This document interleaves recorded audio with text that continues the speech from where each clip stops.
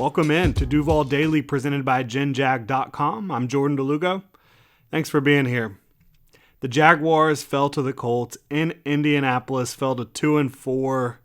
Valiant effort by Trevor Lawrence, by the offense, but defense could not hold up in this one. We did an instant analysis, kind of instant reaction video last night. This one's going to be a little bit more of a deep dive into the numbers and what things mean and where this team is at right now moving forward. We're going to get into all that right now. Not a fun one. It's tough stuff for the Jaguars this past weekend. Tough stuff for fans. 3 straight losses. Difficult time to be doing this, but we're going to get through it here. Follow me on Twitter at Jordan DeLugo, Generation Jaguar at Generation Jag. Please like and subscribe on YouTube if you want to support the channel further. You can become a channel member. You can also check out GenJag.com. Go grab some new Duval gear. We've got links in the description below. So, we talked about it last night. The Jaguars offense, 27 points. They moved the ball well. They did potentially leave 3 points on the board going forward on 4th and 1 late from the 32-yard line. Probably could have made a kick from there, added 3 points to your total. Maybe that affects things. But Doug Peterson, we all know, when they are in a situation to pick up a crucial first down on 4th down, it's 4th and 1, you're in your opponent's territory, Doug Peterson's probably going to go for it. He's shown that throughout his coaching career and during his time in Jacksonville so far. Not going to be overly critical there. I think the offense did the job here for the most part. We'll talk about some little things here and there on the offensive side of the ball. But in this contest, it starts with Shaquill Griffin on the defensive side of the ball. And I know we're harping on this guy. I know I'm not the type of analyst or fan, for that matter, that really enjoys just slamming players and disparaging them. But Shaquill Griffin was horrible for the Jaguars yesterday. 13 targets in primary coverage, 9 completions allowed, 108 yards allowed, a touchdown allowed, 2 pass interferences picked up that were both down the field that were crucial, critical plays, allowed the game-winning touchdown, missed multiple tackles in pursuit. He really, really struggled, and it's the second game this year that you look at where Shaquill Griffin has really struggled for the Jaguars. This is a player got signed to a 3-year deal worth $40 million last offseason. He has a 16-point-something million dollar cap hit this year for the Jaguars. He should be playing at a starting cornerback level, and yesterday it looked like he was a support player, like he was someone maybe he had to sub in because you had injuries in front of him. He didn't play with physicality. He didn't play with intensity. It was a horrid performance. And it wasn't only Shaquill Griffin who was struggling. The Jaguars were really struggling defensively in coverage over the middle of the field. But obviously when you pick up 2 penalties, you allow the game-winning touchdown.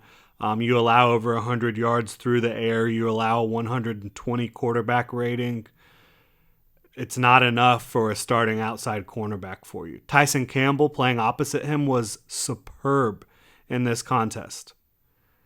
I think he allowed 8 total yards, had a couple pass breakups. Tyson Campbell, second year, playing great at outside cornerback on the opposite side of Shaquill Griffin. This just was probably Shaquill Griffin's worst performance of his career. And I don't think he's a player that is going to continue to play that way. But when you're looking at how much he's making compared to the production, compared to the level of play, really, the scales do not balance there. He is making way too much money to ever have a performance that poor. And when Mike Caldwell realizes that, because it started happening in the second quarter, just attacking Shaquill Griffin in coverage, you got to make some sort of adjustment, no, if you're Mike Caldwell? That's tough for me. And obviously, it's not like he was putting Shaquille Griffin in positions that he can't perform in.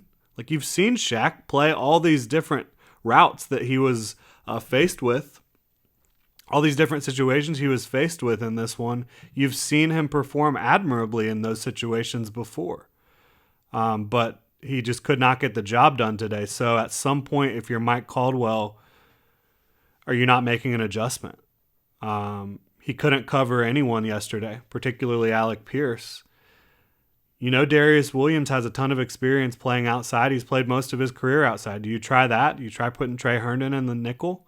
I don't know what you do, but looking at this from a big picture standpoint, Shaquille Griffin is in the second year of a 3-year deal.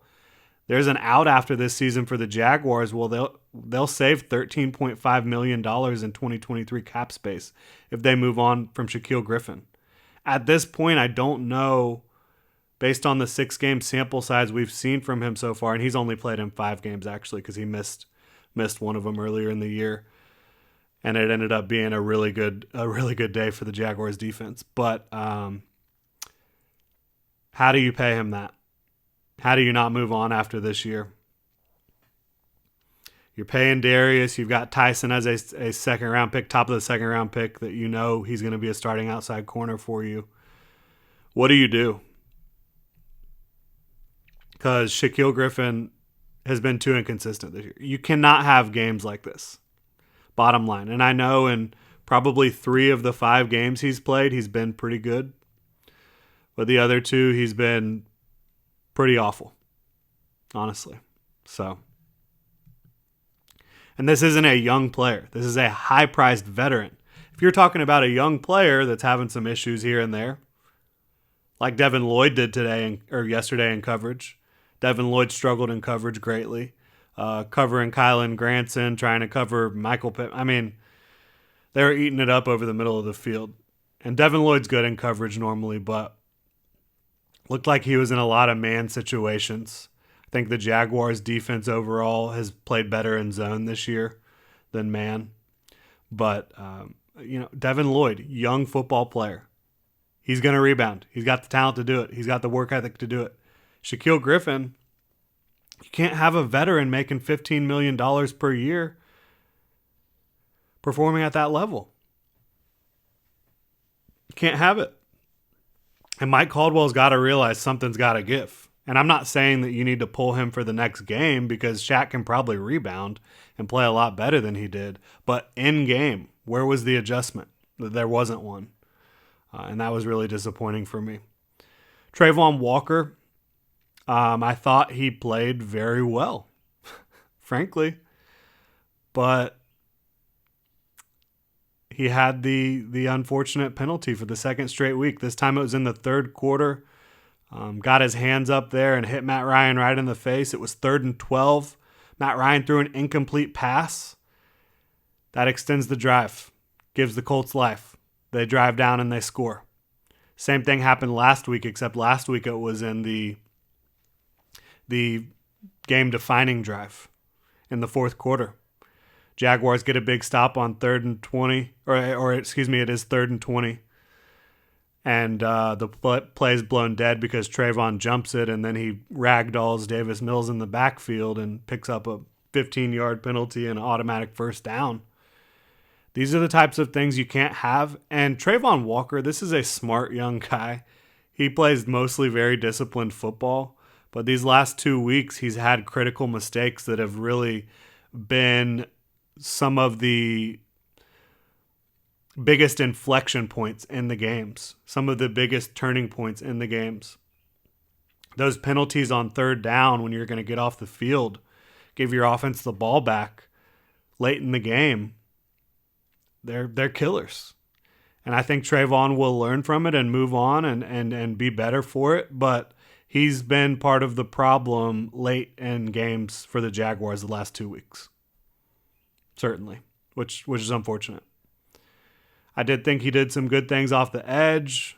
Thought he played well in run defense. I mean, Matt Ryan did throw it about 1 million times in this game. Trayvon was able to get some pressure. The Jaguars were not able to get a sack in this one despite 20 pressures. I mean, they were getting pressure in the backfield. Matt Ryan was aces. I mean, that was vintage Matt Ryan. That was MVP Matt Ryan. And Michael Pittman was unstoppable. They had trouble with Kylan Granson. They had trouble with Paris Campbell. Matt Ryan was fantastic. Yeah, I just don't know what to say other than that. Like, he was getting hit, he was getting pressured, and he was just standing and delivering. And that's another thing. Trayvon Walker this week talking about Matt Ryan being a sitting duck back there. I think that's another teachable moment. There's no reason to give your opponent bulletin board material. You beat that team 24-0 just a couple weeks ago. 4 weeks ago. They don't need any more fuel to their fire. And I certainly think that added to Matt Ryan's fight. He's a competitor. He's prideful. Trayvon Walker during the week coming out and saying he's a sitting duck back there. Not only are you insulting Matt Ryan, you're insulting his offensive line. And I just don't know that that's a wise decision. I think that's a teachable moment for Trayvon as well. You can talk about the game. You can analyze your opponent, but call your opposing quarterback a sitting duck? I mean, that's something fans can say. That's something analysts can say. That is not something Trayvon Walker should be saying just a couple days before this contest against a team that was already highly motivated. So that was a mistake for me. Looking at the other side of the ball, we talked about the offense a little bit. I thought the OL, overall, they did a good job opening up some rushing lanes.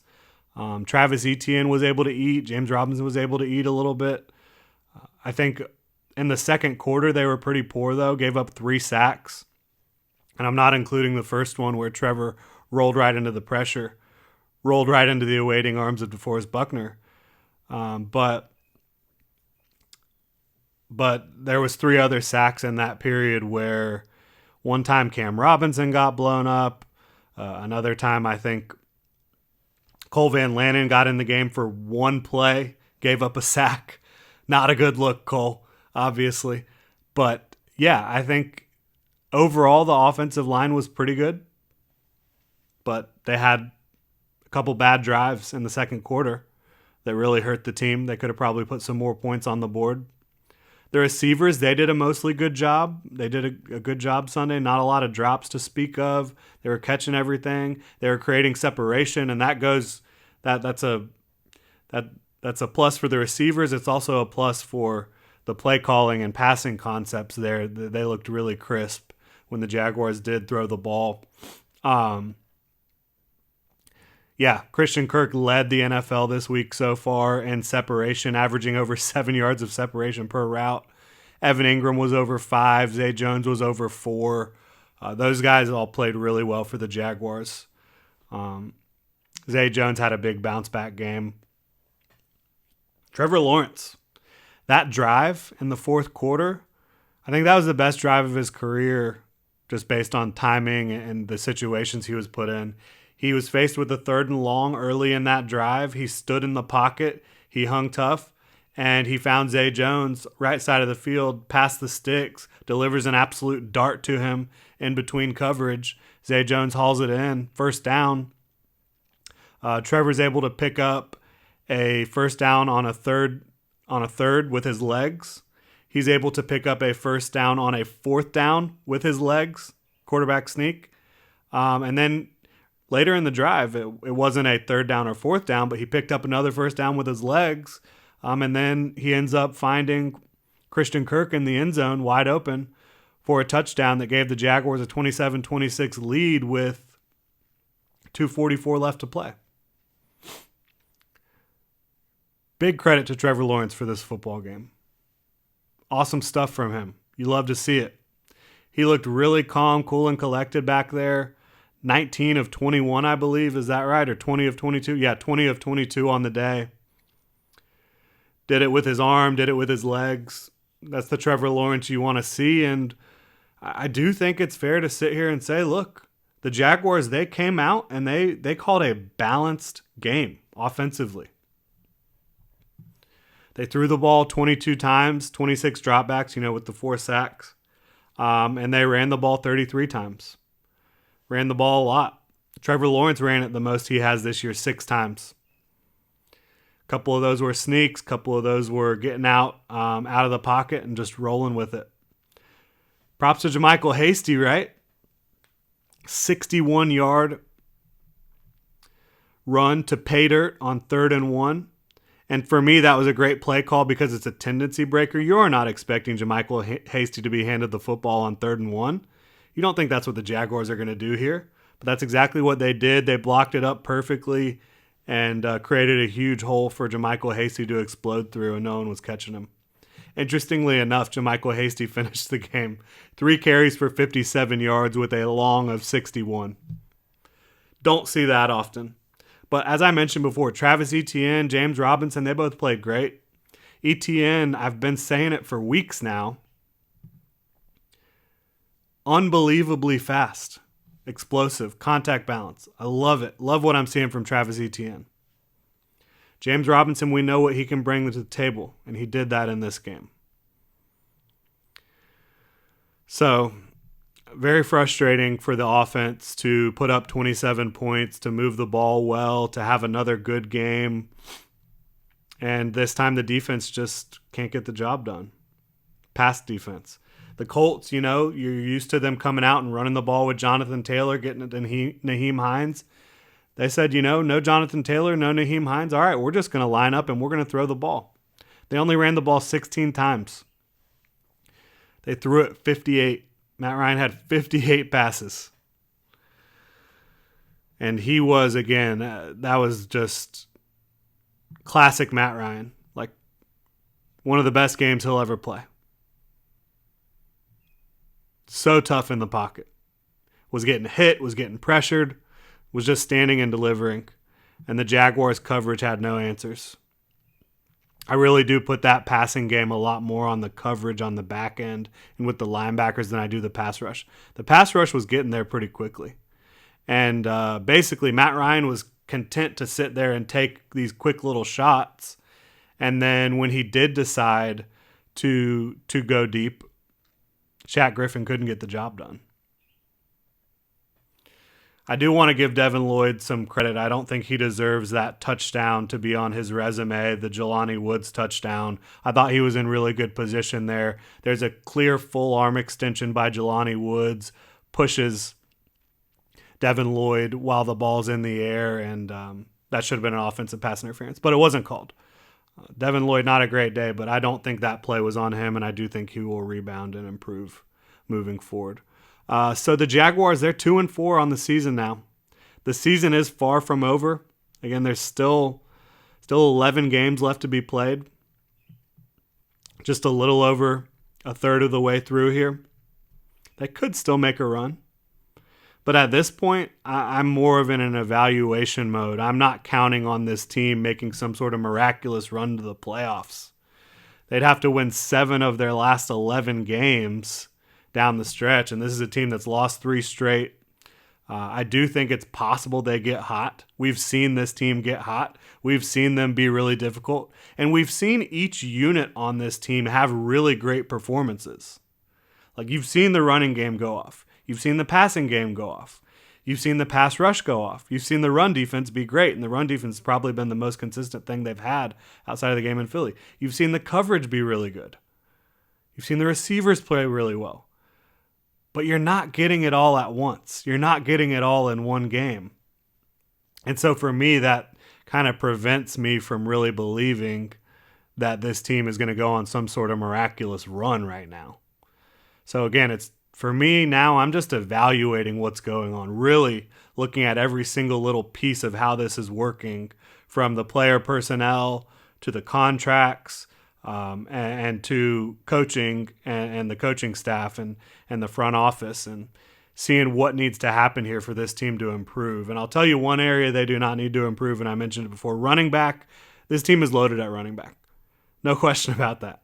I mean, JaMychal Hasty is your third back in this type of system. You'll really take that because he can do a lot of different things for you. You've still got Snoop Connor waiting in the wings. You've still got James Robinson running really well. He'll be a restricted free agent next year, so there's no reason you shouldn't be able to bring him back easily for at least one more year. And then, of course, Travis Etienne, the star of the show, averaged 8.6 yards per carry today. He's been just really difficult for opposing defenses to handle. 86 rushing yards on 10 carries for Etienne. He was also very effective in the passing game. 2 receptions for 22 yards. Gotta love what you have in that backfield.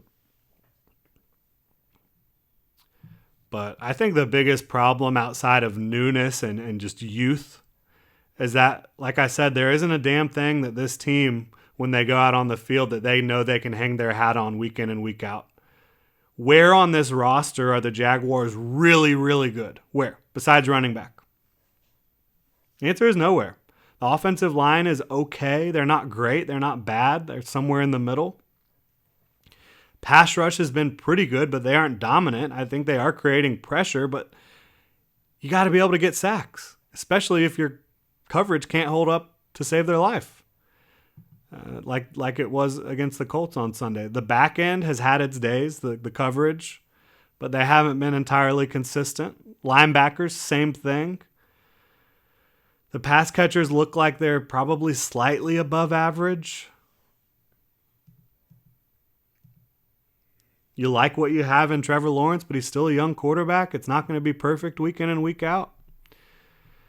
With time and development throughout the rest of this season, could you see improvement in some of these areas? Yes, I think you could. I think all the areas could improve. But again, it's each week you just don't know which part of the team is going to falter. And that's a really tough place to be in. And you don't have anything that's going to just be a trump card right now, week in and week out. You don't have that one unit that's just completely dominant. Like, you don't have a pass rush that you're scared to throw on, or a coverage unit that you're scared to throw on. So it's tough. They're in a tough spot. But I think if there are some areas you could see improvement throughout this season based on the talent on the roster and the youth, I do think the edge you could see improvement. I think that at some point during the year you could see Trayvon Walker and Josh Allen really become dominant at some point. I'm not banking on it, but I'm talking about where could this happen. I think it could happen at edge. We know how good the running backs are, so we're going to continue to expect that. The pass catchers, again, I think have a chance to be pretty good, but they're never going to be amazing. They still need that alpha, in my opinion. Trevor has been up and down. Will he end up being more consistent down the stretch this year? You certainly hope so. But when will that happen? Was this the beginning of that? I don't know. Trevor's had success against the Colts the last 3 times he's played them. Outside of that, who has he been really good against this year? Definitely was very good against the Chargers. Was decent against Washington. You know? He needs to become more consistent. And he was great this game. I'm not taking anything away from him. I'm just talking about long-term, when you go out on the football field every Sunday. What are you counting on being good for you? Right now, it's just been too inconsistent throughout the roster. And I think that's just because there's not a particular unit that has overwhelming talent that's performing at that level right now. And even if you do see like some crazy run, the Jaguars, they get back to 4-4 and then they're right back in it. They go on a 2-game winning streak. They beat the Giants, who no one's able to beat right now, and beat the Broncos, which that does seem like a winnable game in London. Even if you get to 4-4 and you're back in the thick of things here, even if they develop throughout this year, I just don't see this team as one from a talent perspective that's going to get into the playoffs and win more than a game. Like, this isn't a roster that has the talent, in my opinion, to like do what the Bengals did last year, because they are not dominant in any one area. The Bengals had a really tough, stout defense last year, and they had unbelievable pass catchers and production from the passing game. The Jaguars don't have anything that's like that trump card like I mentioned. Not yet. Not right now. I really think they need an alpha receiver. I think they need another pass rusher. We'll see how it all plays out. But I wouldn't completely write off Doug and Trevor right now for 2022. It's going to take Trevor playing great football more often than not for this team to get anywhere this year. To finish above 500, as I mentioned, they'll need to win like 7 of their last 11 games to get to 9-8. Will that even be good enough to get into the playoffs? I don't know. I just think that's going to be really tough. You look at, like I said, the way some of their opponents are playing, the Chiefs, the Giants, the Ravens. You always struggle against Tennessee. You always struggle against Houston. You have to play them a combined 3 more times. I just don't really see the path forward right now in terms of this team in 2022 really turning the corner and making a playoff run.